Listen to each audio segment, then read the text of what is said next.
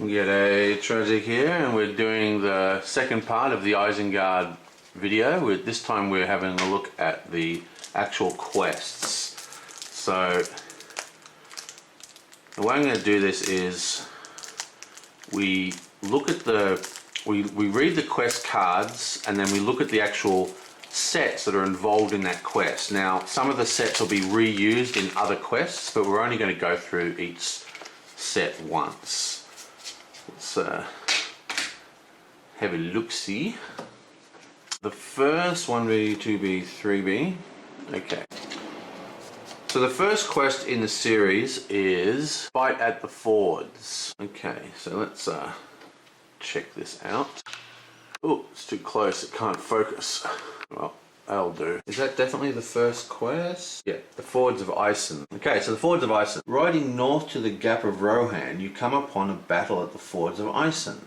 A small number of Rohirrim have taken a defensive position on the... I can't read that. I'm going to have to pick it up. Sorry. A small number of Rohirrim have taken up a defensive position on the islet in the river's centre, where a large force of wild Duladins assaults them. You must move swiftly, lest the river run red with the blood of Rohan. Add the islet to the staging area. Attach Grimmer to that location. Each player searches the encounter deck for one different Dunland enemy and adds it to the staging area. Shuffle the encounter deck. Okay, so that's that. And let's have a look at the actual 1B. Time 5. Forced. After the last time counter is removed from this stage, discard Grimmer from play.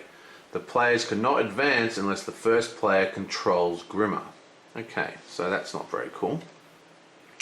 Let's find out what time means. Time X. Okay, blah blah blah, wank wank wank, get on with it, get on with it. When a card with time X is revealed, the players put X resource tokens on the card. These tokens are called time counters.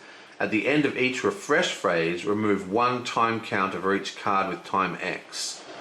When the last counter is removed, the effect will trigger.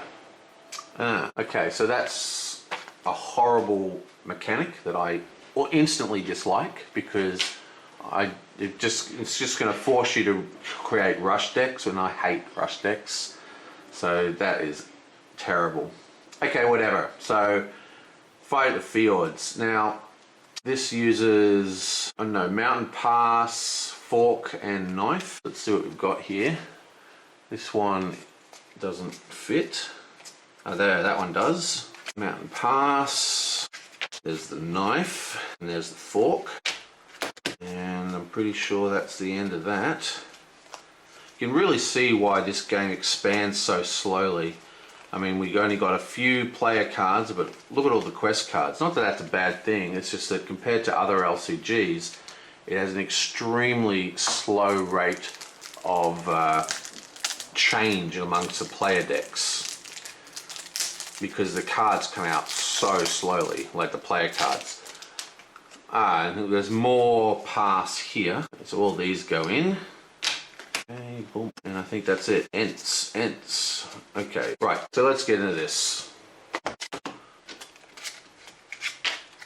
Okay, now let's have a look at 2A. I might just go through the quests and then go through all the cards. After driving the wild men back from the islet, you are surprised to find King Theoden, personal advisor Grimmer Werntongue, among the men defending the fords. Save me, Grimmer cries as he shrinks behind you. The life of the king's counsellor is in your hands. Oh, we should fail this quest, right? Is that what we're supposed to do? Fail? Let him die? 14 to get through this. Okay, when revealed, each player searches the encounter deck and discards pile for one different Dunland enemy and adds it to the staging area. Interesting. Time 2, Force. After the last time counter is removed from this stage, each player assigns X damage among the characters he controls, where X is the number of cards in his hand. Place 2 time counters on this stage. Okay, so this isn't nearly as bad as the first card which forces you to travel very quickly. It's only 6 points to get through, but it doesn't give you a lot of time to set up for this continual barrage of damage coming from the Dunland guys. So this is gonna, my initial reaction to this quest so far is that we really need to talk about, you know, light cards that are easily to be destroyed, which actually combos quite nicely with the hero they gave us, you know, cards leaving play, because it's in my opinion, it's probably better to kill allies, because this it's any allies. X damage among the characters, so you can actually spread the damage out. So if you've got a good healer, you could probably even heal through it. But still, it's easier to kill heroes and not have cards in your hand. Kill allies and not have cards in your hand. Okay, so 3A. The Dunedain's assault is relentless and your army grows weary. Take me to Isengard, Grimmer, please, but you will not abandon the defense. You will either break the will of the enemy or give your life in a last heroic stand. When revealed, each player searches the encounter deck and discard pile for a different Dunedain enemy and adds it to the staging area. Shuffle the encounter deck. Okay, so it's got 2 when reveals, does it? No, it's got something else on the back. Okay, 16 to pass again. Time 3, forced. After the last time counter is removed from this stage, discard the top X cards of the encounter deck. X is the number of cards in the first player's hand. Add each enemy discarded this way into the staging area. Put 3 time counters. What? Wow. Okay, that is ridiculously powerful. Okay, so time 3. So that's every 3. I have to see how dense the enemies are. I'd say they're going to be pretty dense. This is going to be a very, very hard question at last stage. You want to. This is just a rabbit deck. This is what you want to make. A deck that just goes really, really, really fast. Probably my most hated type of deck. Interesting. I think there's some interesting things here. I mean, if you've got a good combat deck, it's good. The other option is that you just don't have a large hand. I mean, if you play on a single draw, a lot of decks, a lot of, Lord of the Rings decks, because the card draw is so strong, you have very, very large hand sizes. But maybe the trick with this quest is actually just to not have, if you don't have a large hand size, like you've got no cards in your hand at any given time, then, these time effects actually don't do much to you. And even though it's good to have lots of cards in your hand, if you're playing an ally heavy deck, lots of allies on the table, then maybe you don't need cards in your hand. Interesting. Okay, so let's check out the actual cards themselves. Ooh. Okay, so we got Grimmer. Rohan. If free of counters, the first player gains control of Grimmer. Okay, whatever. I don't know what that means. If free of counters. That means if he gets wounded, he gets stuck with one player. I guess that's what it means. Action. Exhaust Grimmer to draw a card. Wow. Interesting. So you can actually, if you have Grimmer, especially if you're a solo player, you can use him to draw cards after the time effects trigger. That's pretty cool. If he goes out of play, we lose the game. But we win Middle Earth a lot easier, so maybe we should. Okay, this is the Islet, or Isle. I don't know. I can barely speak English, so shut up. Okay, it's only a 1/1. Who cares about that? Immune to play a card's effect. While the Isle is in the active location, each Dune enemy gets +1. Now, did it say we put it as the active location and add the Islet to the staging area and attach Grimmer to that location? I'm not quite sure what the point of that is. Is that just to keep Grimmer out of our hands? Like, his tap, draw a card for turn 1? There's only 1 to get past, and because Grimmer is attached to the location, I assume once the location's cleared, that's when we gain control of him. Add the Islet to the staging area and attach Grimmer to that location. Yeah. So I suppose, we just travel to it turn 1 and clear it. Who cares? That's a really weird card. 1/1. I was expecting that to be a much, more like Catharis or whatever. Okay, so now we have the Fords of Isen, the river. While the Fords of Isen are in the staging area, players cannot gain resources from card effects. Interesting. After Fords of Isen becomes the active location, each player with fewer than 5 cards in his hand draws cards until he has 5 in his hand. Normally very good, yes, but actually, because of the time effects, bad.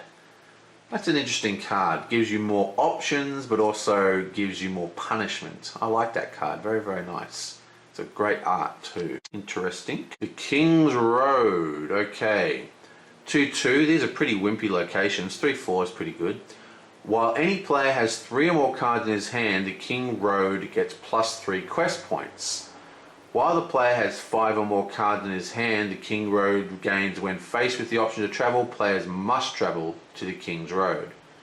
Again, keep your hand low is the name of this quest. Nothing in hand.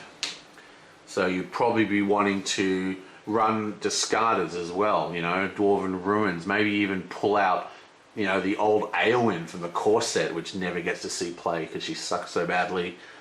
Because she can discard card every single time she quests. Gap of Rohan Valley. While the Gap of Rohan is in the staging area, enemies get +1, that's good. I haven't actually been reading the shadows, or I just haven't seen any shadows yet. Attacking enemy gets +1. If this attack destroys a character, remove 1 time counter. Interesting. That's actually a very interesting shadow effect, because remember my initial reaction was instantly you want to have cheap allies that you can play every single turn to keep your hand low, and then just sacrifice them to the monsters and then kill them with your main characters.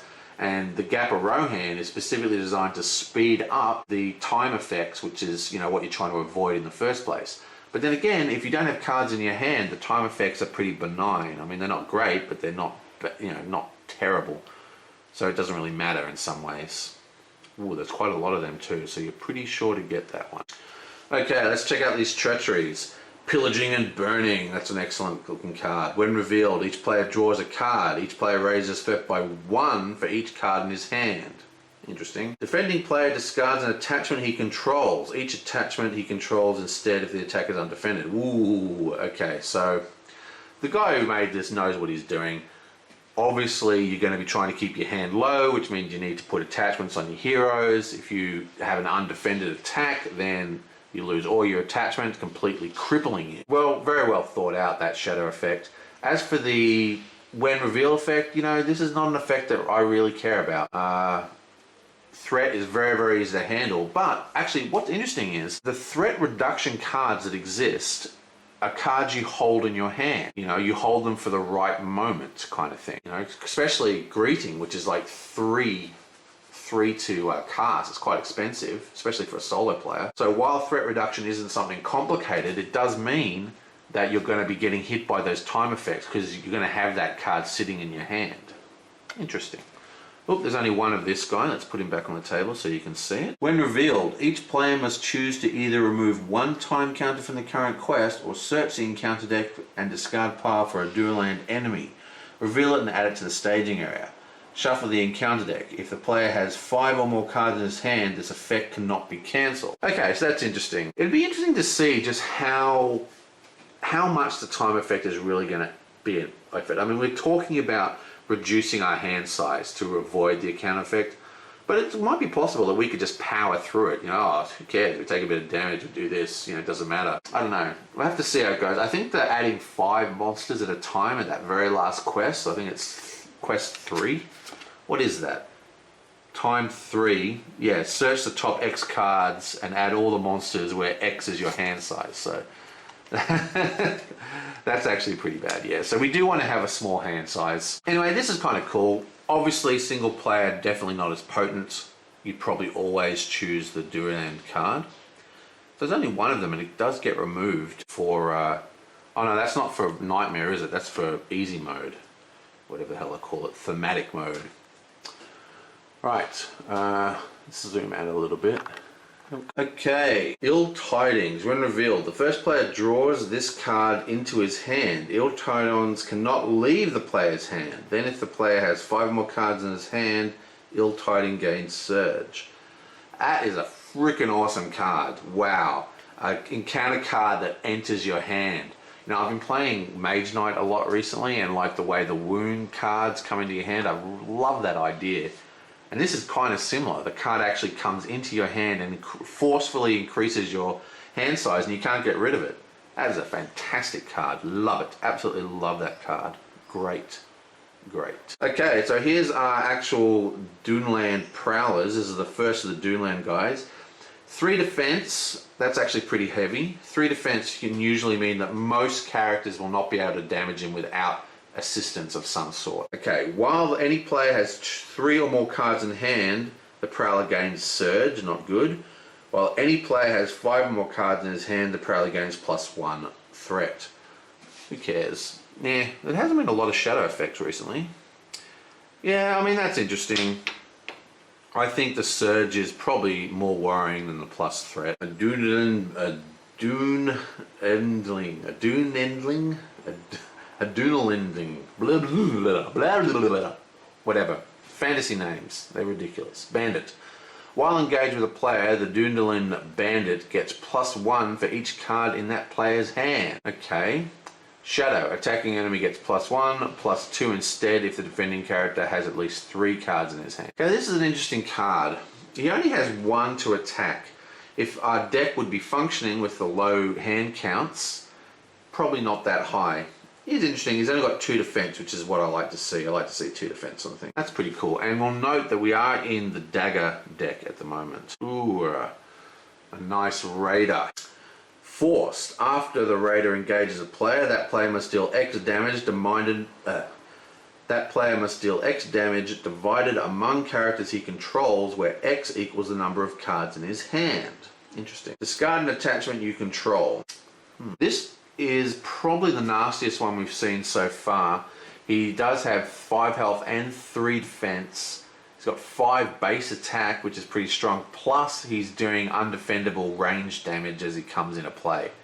Very, very strong card. He's definitely a threat to be reckoned with, and I believe there's only 2 of him, which is good. But yeah, that's a pretty harsh one. Okay, Old Hatred. Whoa, that's a horrible looking card. Surge.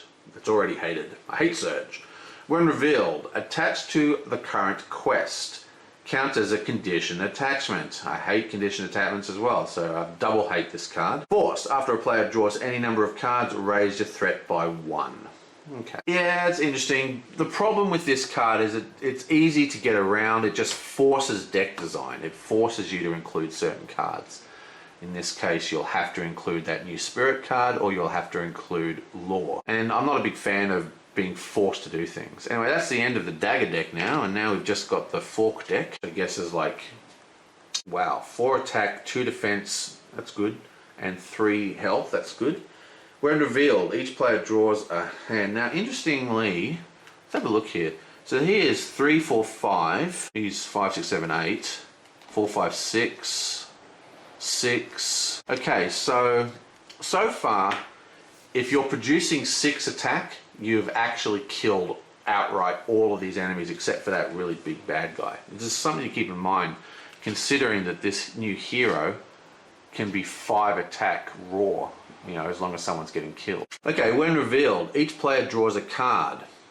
Okay, forced. After a player draws any number of cards, the tribesman gets +1 until the end of the round. He starts at 0. Okay, that is a card that doesn't really do a lot for solo players. He's only ever going to get a maximum of +1 threat. But, you know, if you're playing 4 players, you could get +4 threat. Interesting. I don't think he's too much of a threat. Ooh, what have we got here? A Chieftain. It's another 5 attacker, 3 defense, and 6 health. So he's a 9 to kill outright. After the Chieftain engages a player, discard X cards to the top of the player's deck, where X is the number of cards in the player's hand. Put the topmost enemy discarded this way into play, engage with the player. Okay, so that's an unusual effect because it's actually good. This is good for us. I mean, yeah, you get a nasty monster comes into play, but if you've got a large hand, say you've got, I don't know, 5 cards, you're discarding 4 cards, drawing 1. Now, one of the big things in this game is that a lot of people like to kill off all the monsters as quickly as possible, but a great way to mitigate the threat of really nasty encounter decks is actually to leave 1 monster alive and then just every turn just block him and get a shadow card discarded. Because like if you're like, say you're playing solo, because I play mostly solo. If you're playing solo and you're drawing 1 card a turn into the staging area, and you're discarding 3 cards a turn, it reduces the chance of the really nasty cards turning up in the staging area. And this guy's kind of the same. He's sort of like the opposite, you know. I mean, I guess because most of the situations we're going to have a low hand, so you know we're probably going to be discarding 1, maybe putting 1 in the staging area to replace himself. I don't know. I'm more worried about his actual base stats of 5 attack, 3 defense, 6 health. Okay, now we have a Berserker. Excellent. No defense. That's good for Berserkers. 2, 2, 1, 4. Forced. After the engaged player draws any number of cards, the Berserker makes an attack. Like it. Attacking enemy makes an additional attack after this one. That's actually a pretty nasty shadow effect. But we'll see it coming because we're going to have Silver Lamp because that's broken. Okay, so I like this guy. He's a pretty cool enemy. Obviously, we've seen cards that force you to draw cards, and also you're going to be wanting to draw cards because, you know, you're going to be starved for cards anyway because of the way the quest is designed. Wild Mend of the Dunland, or whatever. Surge. When revealed, attached to the current quest, counts as a condition attachment with the text forced. After a player draws any number of cards, that player deals 1 damage to a character he controls. Okay, this is another quest condition attachment, and every time you draw a card, that means every refresh phase, not even counting all the forced draws, you have to deal a damage. I don't like this much. This is the kind of card that really can frustrate me because it can really take out your defense. Now, obviously, with condition attachments, if you're running I'm already thinking Spirit Lore, something else, probably Spirit Lore Tactics, and you know, get rid of the conditions or just heal through the damage. If you've got, you know, good resource gen, you can actually just heal through a lot of damage, especially in solo play. Interesting.